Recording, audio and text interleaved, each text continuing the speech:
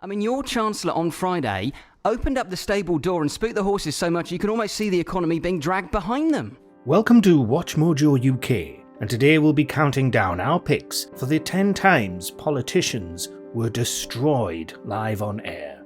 Before we begin, we publish new content every day, so be sure to subscribe to our channel and ring the bell to get notified about our latest videos. For this list, we're looking at the times British politicians were shown up and called out on live TV and radio. In terms of Boris staying on, the convention is that the outgoing Prime Minister does carry on. We're also including question time because, whilst it's not technically broadcast live, it is recorded live and receives minimal editing. Let us know in the comments who you think looked the most ridiculous. Broadband. Conservative MP Matt Warman was, at this time, serving in the Department for Digital Culture, Media and Sport, with broadband being one of his major interests. What are you going to do about this level of lawlessness? He was interviewed by Nick Ferrari on LBC back in 2022, boasting about how the government's investment in hyper-fast broadband was doing. However, unfortunately for Warman, his internet connection actually dropped during the segment, and he disappeared. This is handy, as you're the broadband minister. You can't hear me, can you? He was no longer there to defend himself, but got called out by Ferrari nonetheless. It's really not a good look for the broadband minister to be unable to get a reliable internet connection. That is sensational, and the picture's frozen. So there we go. We've got the government banging on about however many £billion worth it is, a bank crash out gigabit, and he can't take the question.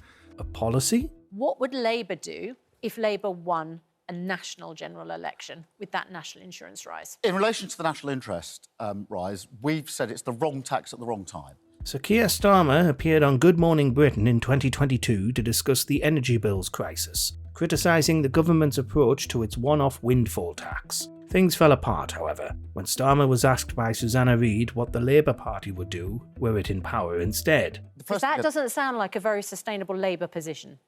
We wouldn't introduce this tax now. I think it's the wrong tax at the wrong time. Yes, I know. But we're beyond that. We're talking about a general election, the next general election. Starmer couldn't give her a straight answer, though, in typical Starmer form, and continued talking about how the government was wrong, without giving the public any Labour policy to latch onto. So you would reverse it. Let me come to that, of course. Reid kept pressing him to tell her anything at all that a Labour government would do, and he kept dodging the question. But would you raise the top? We will set that out. Would you raise the top rate of income tax? Well, we will set this out before the election. Right. I don't know what the economy will be.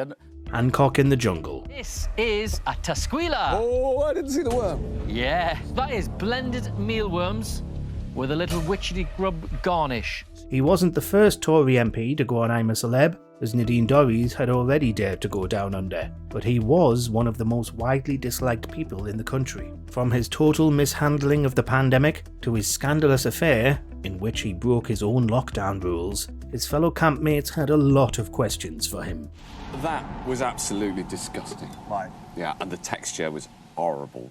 He had poor answers for them too, saying that his affair may have looked bad, but he should be forgiven because he fell in love. This is Willy Concarney. He likes that one, don't you, George? He was also repeatedly destroyed by the general public when they kept voting for him to do the live trials, which resulted in him eating all manner of horrible things. Matt, you've got guacamole. Oh, no. Which is cow's anus. Cow's anus. Benny Hill. I guess my question to you this morning is, do you accept that Boris Johnson can carry on as a caretaker leader until the autumn? The events that led to the resignation of Boris Johnson were farcical, to say the least. The public couldn't believe what we were witnessing, and the UK became a global laughingstock, as dozens of ministers resigned to protest Johnson's behaviour. One Tory MP was interviewed by Sky News as the events unfolded, and found himself trolled by a nearby activist with a speaker.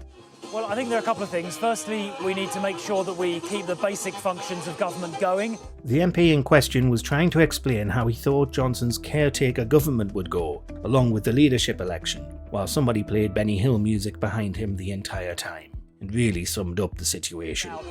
Secondly, I think we need to try and select a new leader as quickly as we reasonably can. Say sorry. You have come out and sort of apologised on this. It seems that this sort of has been the hardest word for you to say. No, it's not. It's not at all. Ahead of the 2019 general election, both major candidates, Boris Johnson for the Conservatives and Jeremy Corbyn for Labour, were doing the rounds on TV. This included an interview on This Morning with Holly Willoughby and Philip Schofield, not exactly Jeremy Paxman or Andrew Neil. So many people so upset then. Can you understand that? Listen, I want everyone in this country to feel secure. Corbyn's interview eventually turned to the anti-Semitism row in the Labour Party, with Schofield demanding that Corbyn apologise for what had been going on behind the scenes. Can I make it clear? Just say sorry. No, wait a minute. I and our party... No, just say sorry. Can I say something? Well, our party... I want you to say sorry. He wore Corbyn down so much that he was forced to apologise to the entire country on a Milquetoast magazine show. Our party and me do not accept anti-Semitism in any form. So are you sorry for anything that's happened? Obviously, I'm very sorry for everything that's happened. Damage to the party. This whole affair is inexcusable. It is a pitiful reflection on the Conservative Parliamentary Party at every level. The final nail in the coffin of Liz Truss was this fracking vote, which was touted as a vote of confidence in her government, but which was over a deeply unpopular policy that most MPs wanted to vote against. This is an absolute disgrace. As a Tory MP of 17 years, who's never been a minister, who's got on with it loyally most of the time, I think it's a shambles and a disgrace. Despite sending Therese Coffey to go whip the party into voting with the government, it was still chaos. Backbench MP George Walker spoke candidly to BBC News about the incident and how ashamed he was of the Conservative Party and how they'd managed to so thoroughly undermine themselves, the party, and the institution of government itself. I really shouldn't say this, but I hope all those people that put Liz Truss in number 10, I hope it was worth it. He called them all out for caring more about getting fancy jobs than serving the public who'd elected them. I'm sorry, it's very difficult to convey. You look just furious about this. I am. I've had enough. I've had enough of talentless people. NHS graft. Lower-ranking Health Minister Will Quince appeared on Question Time in January 2023 to talk about the NHS. With ongoing strike action from many different health unions, Quince wanted to try and wriggle out of explaining why the NHS was doing so poorly. About investment, let's just look at a graph looking at funding of the NHS. This will be familiar to you in terms of where funding was for the NHS before the Conservative government came into power and where it is now. He tried to say that the Tories under Rishi Sunak had pledged a historically high amount of funding, only for Fiona Bruce to pull out a graph that clearly showed just how much 13 years of Conservative government had decimated the service. It's pretty dramatic in terms of the drop in funding. So when you talk about record investment... So we're spending more on... That doesn't look so good. He was left floundering with egg on his face. As a percentage of an increase, the average increase has been something like 3%. But when you look at that, it's more like 1.6%. Teddy boy Tories. Could I please speak? Because I am astonished that neither of the political representatives have mentioned the human beings. Another Question Time incident. In March 2023, the panel was primarily facing questions about immigration ahead of the government's highly controversial bill to restrict it even further. A bill which the EU, UN and various charities have all pointed out violates international law on human rights. Liberal journalist Yasmin Alabai-Brown took all the parties to task, pointing out that the bill is illegal and defending Gary Lineker's contentious claim that the language used by the government is reminiscent of 1930s Germany. And to think that that legacy is being trashed by what are really teddy boy Tories and also the Labour Party, cowardly Labour Party. She also criticised them for tarnishing Churchill's legacy, as it was he who signed the EU and UN human rights conventions to protect refugees in the aftermath of World War II. You don't like the figures, Yasmin? I don't like your figures, you're right. You don't like the facts. All right. I don't think you're going to see eye to eye.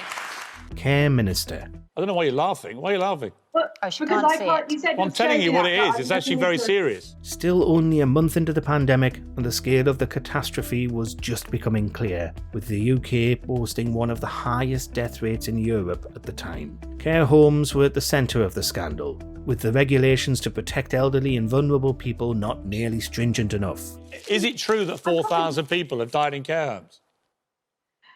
So we have been working incredibly hard. At this time, Piers Morgan was one of the few journalists actually criticising the government's shoddy response, and he gave Care Minister Helen Whately what for in this interview. No, I tell you what's really important is that you just answer straight questions. Is it true that 4,000 people... Why are you laughing? He grilled her about the deaths, her reaction, and whether she thought it was a laughing matter that people were dying in their thousands. Local radio. Following her spectacular crashing of the economy, it was time for Liz Truss to do the rounds on local BBC radio stations, talking to the people directly. And Lydia says, are you ashamed of what you've done? Are you? I think we have to remember what situation this country was facing. Unfortunately, both the people and the DJs were furious with her for what she'd done, which led to a barrage of questions about how she could even show her face in public. Is it time to reverse what you've done, bearing in mind what you've seen over the last few days, the damages caused to the pound? Well, no, it isn't. Truss, never the best at handling herself in interviews, didn't have a good answer for any of them. You've got the Bank of England stepping in now to try and clean up a mess a government has caused. That has never happened. We have a very, very difficult economic global situation. She continued to rave about how she thought that, in the long term, her plan was going to help the British public, and kept getting blocked at every turn by furious local presenters. Do you agree with our picks? Check out this other recent clip from WatchMojoUK and be sure to subscribe and ring the bell to be notified about our latest videos.